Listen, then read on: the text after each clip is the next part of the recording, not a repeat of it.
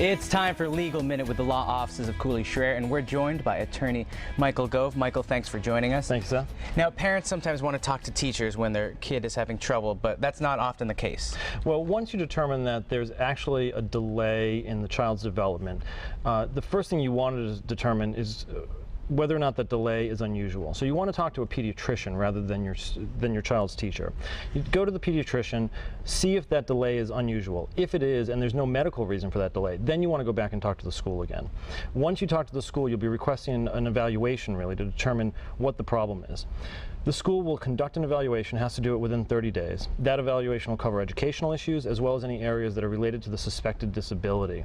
They can also cover psychological assessments, home assessments, and health assessments. At that point, the school is going to convene a group of people called the team. That team consists of the school administrators, the teachers, yourself, possibly your child, depending on their age, and also any advocates that you want to involve as the parent.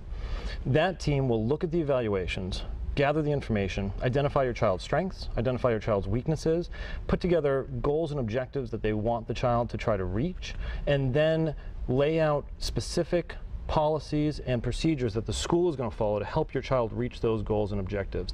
That, in its totality, is called an individualized education plan, commonly referred to as an IEP.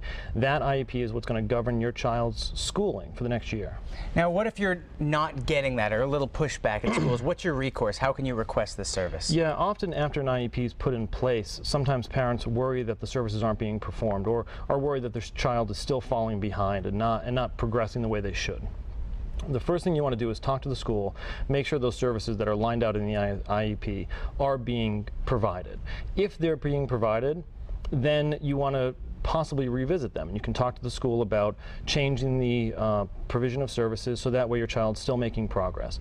If they're not being provided, though, you really, at this point, you need to step it up. You need to talk to the school, really lay out your concerns in a letter.